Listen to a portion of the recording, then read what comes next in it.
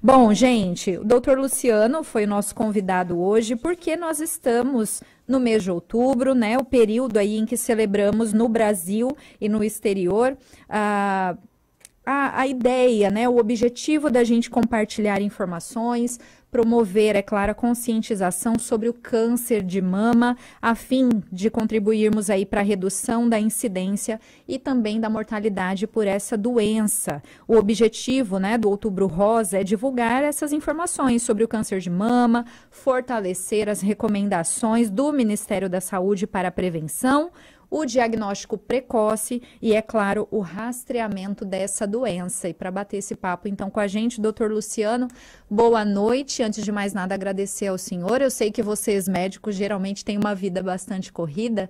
Agradecer aí pela participação, pela disponibilidade. E eu gostaria que o senhor começasse, então, falando para a gente um pouquinho justamente desse ponto, da questão da conscientização da importância da mulher de, um toque, 2 toques, enfim, 3 toques, algo que a gente pode fazer todos os dias, que é muito simples para nós fazermos. Queria que o senhor pontuasse, né? Então já começasse pontuando com relação a essa questão da conscientização mesmo. Perfeitamente. Primeiramente, boa noite a todos aí no estúdio, a todos os ouvintes também da Rádio Ponte. Estou aqui no meu consultório ainda, né? Mas a gente hoje a tecnologia nos ajuda bastante para a gente poder estar fazendo esse bate-papo. É muito interessante, né? A gente adotou aí o outubro como sendo o mês especificamente falando para falar sobre isso, né? Sobre a detecção, sobre a prevenção, sobre o rastreamento e o tratamento do câncer de mama. Essa história começou na década de 80, começou nos Estados Unidos, com eventos pequenos, em corridas, e foi criando uma dimensão muito grande, foi tomando proporções grandes no mundo, e na década de 90, aqui no Brasil também, a gente abraçou. Então começou ali Rio de Janeiro, São Paulo, e hoje praticamente em todo o território nacional nós falamos e fazemos eventos justamente desta forma, para que as mulheres entendam que os homens também, né, que também têm câncer de mama, mas numa proporção menor, da importância do autoexame, da importância do exame clínico, da importância da ultrassonografia, da mamografia, de uma forma geral, né, da importância da prevenção e da detecção precoce do câncer de mama. E uma coisa que já começou, abriu o assunto, né, do programa falando, em relação ao toque, a se tocar, né? A gente fala muito sobre o autoexame, porque a gente tem um público, tanto do público de pessoas que têm condição um pouco maior de renda, que tem plano de saúde ou particular, em que você tem um acesso maior aos serviços médicos, e tem as pessoas que precisam e dependem do Sistema Único de Saúde, do nosso SUS, e que tem uma dificuldade um pouco maior. Então, existem exames que são inócuos e que não têm custo nenhum. Um deles é o autoexame, que toda mulher, após os 20 anos, nós recomendamos que façam. Esse autoexame ele é feito mensal. Aquelas mulheres que ainda menstruam, elas têm que palpar, tocar a mama uma vez por mês, geralmente no período após a menstruação, 5 dias após a menstruação. E aquelas mulheres que não menstruam, que ainda, ou por usar remédio de uma forma contínua, ou por não ter útero mais, ou por ter entrado na menopausa, marcar uma data do mês, dia 5, dia 10, dia 15, que seja, e fazer aí, esse autoexame. Né, fazer o autoexame. Pode ser durante o banho, pode ser na hora que for dormir, e não necessariamente todos os dias, como eu falei. Uma vez por mês já é o suficiente. O importante é realmente estar atento. O senhor tocou em um ponto, doutor Luciano, que é bastante sensível. O mês passado, nós abordamos bastante aqui falando sobre o Setembro Amarelo, né? O mês de prevenção ao suicídio. E aí um dos questionamentos, até que chega de fato dos nossos ouvintes e que chegou até nós, é aquela situação. Mas para quem é pobre e só tem acesso ao Sistema Único, quem tem problema, por exemplo, de depressão, tem muito mais dificuldade de conseguir um psicólogo, um psiquiatra. E quando a gente chega no Outubro Rosa, infelizmente o Brasil ainda tem essa dificuldade. As mulheres, no caso, que são mais carentes, enfim, têm a dificuldade do acesso, de fato, a conseguir, de repente, fazer uma mamografia, poder fazer um exame como esse, por exemplo, que é muito caro, você vai fazer em um particular. E aí eu gostaria até que o senhor pudesse falar, né, realmente reforçar para essas mulheres que nos ouvem. O senhor já até disse agora a importância de uma vez no mês, você mesmo vai lá e faz o toque, mas infelizmente o Brasil ainda carece muito, né, dessa situação de melhoras no sistema único para que todas as mulheres não tivessem que estar na fila. Tem mulher desde 2019, doutor, na fila, por exemplo, para conseguir fazer uma mamografia. Na verdade, o nosso sistema único de saúde ele é muito bonito no papel. Na prática, muitas vezes isso não falha acontece. bastante. Existem várias leis que protegem, que beneficiam as mulheres, mas já com o diagnóstico de câncer.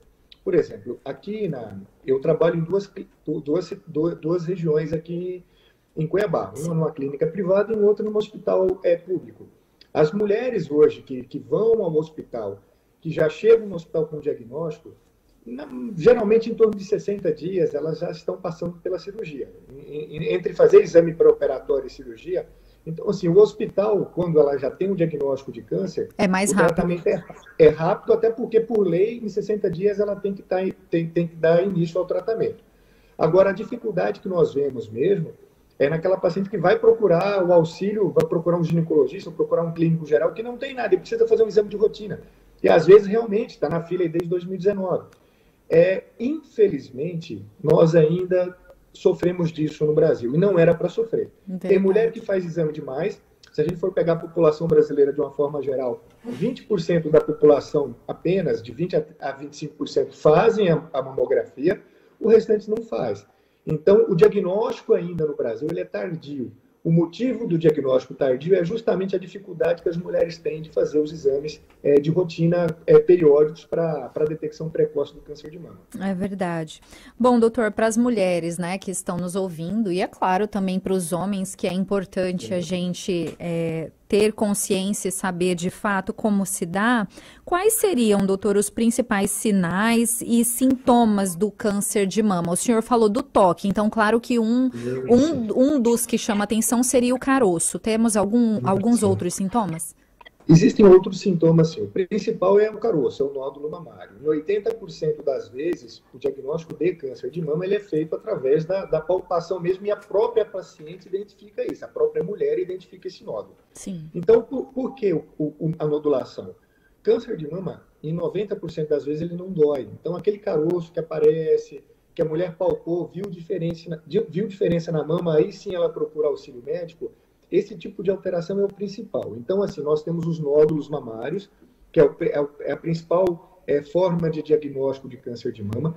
Tem a saída de secreção pelo mamilo, né? Então, a saída de secreção, muitas vezes, secreção sanguinolenta. Tem mulheres que usam medicamentos, até anticoncepcional, pode sair secreção pelo mamilo. Esses sintomas que eu estou falando não necessariamente estão relacionados ao câncer, mas quando tem que tomar cuidado. Entendi. Alteração da coloração da pele, alteração na forma da mama, ou abaulamento, ou retrações. Então, aparecimento de nódulos na região maxilar. Então, esses são os principais sintomas, principais sinais que a mulher ou o homem tem que ficar ligados para, se acontecer, procurar auxílio de profissional de saúde. E aí, no caso, doutor, com relação à questão de fatores de risco, né? A gente, como o senhor já até explicou, a gente sabe que não existe uma única causa, seja para o câncer de mama ou para um outro tipo de câncer. Não é uma única coisa que causa. Mas no caso específico do câncer de mama em mulheres, quais seriam os fatores de risco? O genético, ele corresponde só a 15%. Né? Quando a gente fala assim, eu não tenho histórico na família, eu posso ficar tranquilo que ninguém na minha família teve. Então, isso é pouco, um então. mito, né, que as pessoas têm, porque a maior parte do câncer de mama, ele não tem em relação à genética, mas sim, é lógico, evidentemente, aquelas pessoas que têm um histórico de câncer de mama na família, tem que ter um cuidado maior. Então, vamos falar da 85% das pessoas que são aquelas mulheres que desenvolvem o câncer de mama, que não é relacionada à parte genética. Certo. Obesidade é uma delas, sedentarismo é uma delas, uso excessivo de álcool, uso excessivo do cigarro, ou seja, o tabagismo, tipo de alimentação, né? Alimentar com bastante gordura saturada. Então, assim, o estilo de vida é um dos principais fatores em relação ao desenvolvimento do câncer de mama. E um outro fator importante também são o uso de hormônios naquelas mulheres que estão já menopausadas. Após os 50 anos, algumas têm necessidade de fazer reposição hormonal. Essas mulheres que têm necessidade de fazer, têm que fazer sim, não tem que deixar de fazer, pelo fato de ter um risco um pouquinho maior em relação ao câncer de mama. Mas a mulher que faz terapia hormonal, que faz a reposição hormonal, ela tem que entender que isso pode elevar um pouquinho o risco em relação ao desenvolvimento do câncer de mama. Doutor, chegou uma pergunta aqui. A Alessandra, ela fala se o uso de contraceptivos hormonais também podem acarretar um câncer de mama. Alessandra, boa noite, obrigado pela pergunta, uma pergunta muito pertinente. Essa dúvida, praticamente quase todas as mulheres têm. O anticoncepcional, ele não tem relação com o câncer de mama. Existem já vários trabalhos mostrando isso, a gente sempre tem embasamento na literatura. Há um tempo atrás, uns 3 trabalhos só identificaram um aumento do índice do câncer de mama e o uso do anticoncepcional. Mas a gente tem aí mais de 80 trabalhos, né, bem feitos que mostram que não tem. Então, as mulheres que usam o anticoncepcional podem ficar tranquilas em relação a isso. A única forma de terapia hormonal que nós identificamos um aumento do risco é justamente a terapia hormonal nas mulheres após os 50 anos, que são aquelas mulheres realmente na menopausa. Vocês que são jovens, que fazem uso de anticoncepcional, não precisam se preocupar em relação ao anticoncepcional e o desenvolvimento de câncer de mama. Certo. Então, desses fatores que o senhor nos explicou, doutor, então o fundamental, claro que isso é uma prática que todos deveriam ter, mas em se tratando especificamente de um câncer que atinge muito mais mulheres, basicamente seria a mulher ter uma vida ativa, que ela pratique algum esporte, uma caminhada, enfim, que ela faça algum exercício, que ela procure se alimentar de forma melhor, evitar coisas que todo mundo sabe que é ruim, né? Fritura, gordura, Sim. Esse seria o ideal? Sim, hoje está muito bem estabelecido isso na literatura médica, né? Eu acho que as pessoas mais jovens também, elas estão procurando isso, né? Ter uma alimentação mais saudável, uma alimentação com menos ingesta de gordura, menos ingesta de sal, de açúcar, mais fruta, mais verdura, praticar atividade física. Você não precisa ser um marombeiro de carteirinha, mas pelo menos 3 vezes na semana, fazer uma caminhada, andar de bicicleta, queimar um pouquinho essa energia, né, que nós precisamos queimar. E o que nós ingerimos também. Então, é uma forma de você estar prevenindo não só o câncer de mama, mas geralmente quase todos os cânceres, e uma forma de prevenir também doença cardiovascular, diabetes. É uma forma da gente envelhecer com mais saúde. Doutor, outra pergunta aqui. A Eliana, ela fala assim: se uma vez que a mulher foi diagnosticada com o câncer de mama, ela já teve, então, o diagnóstico de que está com câncer de mama, qual que é a probabilidade dessa mulher conseguir vencer esse câncer? Eliana, existem vários fatores. Eu gosto muito vocês sempre têm perguntas inteligentes, e os seus ouvintes aí estão de parabéns. Que bom. O câncer de mama, a chance de você ter cura depende muito da época, do estadiamento, né? Se você fizer quando a gente está falando aqui de Outubro Rosa, a gente está falando de tentar identificar o câncer, o tumor, numa fase inicial. Então, eu tenho uma diferença muito grande de tratar um tumor de mama de 2, 3 centímetros, que é uma fase inicial, né? Que a chance de cura é de 94%, diferente de eu pegar um tumor de mama de 10 centímetros, que a chance de cura cai para 50%. Então, a fase do diagnóstico ela é muito importante. Então, nós estamos aqui, a gente sempre fala no outubro, para fazer exame, para estar tentando identificar o problema no início, porque se eu identifico o problema no início, a gente não fala 100%, que medicina não existe 100%, e nunca e nem sempre, são palavras que a gente não usa. Mas um tumor inicial, um tumor até 3 centímetros, a gente tem uma chance de 96% de sucesso. E um tumor muito grande, um tumor já avançado, ou às vezes aqueles tumores já saíram da mama, a gente chama isso de metástase, a probabilidade de cura já cai para menos de 50%. Então, depende muito da fase de que você deu o diagnóstico. Daí a importância, então, mulheres, de nós, né, como o doutor Luciano explicou aí, todo mês você fazer o autoexame e quem pode, claro, você que tem um plano, né, doutor, qual seria aí o ideal? A cada 6 meses ou a cada ano ir fazer uma ultrassom mamária? As mulheres abaixo dos 40 anos, ultrassom mamário anual. Quando vai no ginecologista ou vai no clínico, vai fazer aquele Eles pedem. exame de rotina, colhe preventivo, faz ultrassom do útero, é importante também fazer ultrassom mamário.